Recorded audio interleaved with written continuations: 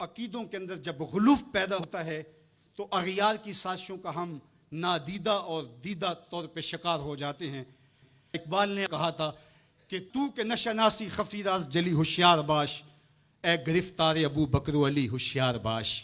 کہا تو نہیں جانتا کہ تیرے ساتھ کیا کھیل کھیلا جا رہا ہے، ابو بکر اور علی کو آپس میں مقابل کھڑا کرنے والے ہوشیار ہو جا۔ یہ اغیار کی سازش ہے، یہ دونوں کرنیں سینہ محمد عربی کی ہیں۔ ابو بکر بھی حضور کے ہیں، علی بھی حضور کے ہیں، عثمان بھی حضور کے ہیں، اصحاب بھی رسول کے ہیں، اہل بیت بھی حضور کے ہیں۔ ہم ان کی چوکھٹ کے فقیر بھی ہیں اور ان کے در کے بھی غلام ہیں۔ ہمیں تو ان کی وساطت سے دین ملا ہے، ہم ایک کا نام لے کر کے دوسرے کی نفی نہیں کر سکتے۔ سید علی المرتضیٰ فرماتے حضور نے میرے بارے فرمایا یہلک فی رجلان محب مفرط و مبغض۔ علی تیرے معاملے میں آ کے دو لوگ برباد ہوں گے۔ تیرا معاملہ حضرت عیسیٰ والا معاملہ ہے، ایک نے حضرت عیسیٰ سے بغض رکھا اور ان کی ماں پہ تہمت لگا دی، اور ایک نے حضرت عیسیٰ سے اتنی محبت کی انہیں ابن اللہ کہہ دیا، دونوں گمراہ ہو گئے۔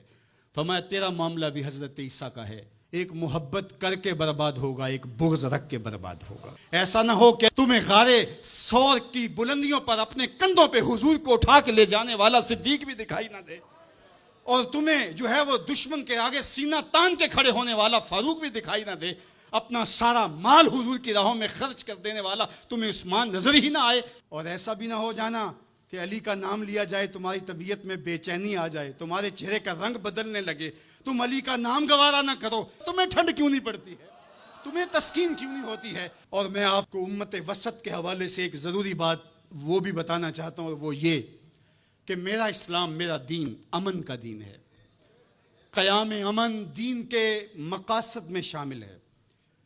لیکن دوسری جانب اگر دشمن کی سرکوبی کے بغیر راستے نہ نکلتے ہوں تو اسلام کہتا ہے گھوڑے تیار رکھو۔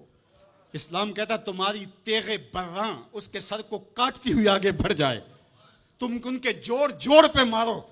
تمہیں جہاد کا حکم دیا گیا تو ان دونوں پلڑوں کو برابر رکھنا پڑے گا۔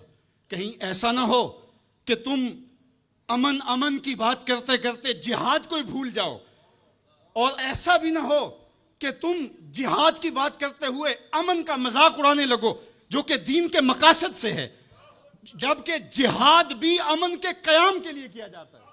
آپ فقہا سے پوچھیں، فی نفس ہی قتال قبح ہے، حسن نہیں ہے، فی نفس ہی، لیکن یہ حسن کیسے ہوا؟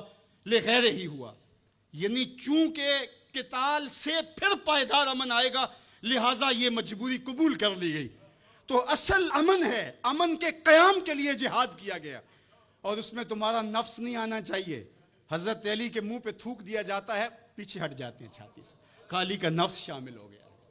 یہ ہمارا دین ہے، شہادت ہے مطلوب و مقصود مومن، نہ مال غنیمت نہ کشور کشائی۔ تو ہمیں جہاد کے لیے بھی شرائط دی گئی، لیکن اس کا مقصد امن کا قیام ہے۔ تو بعض اوقات ہم یہاں توازن برقرار نہیں رکھ پاتے، اور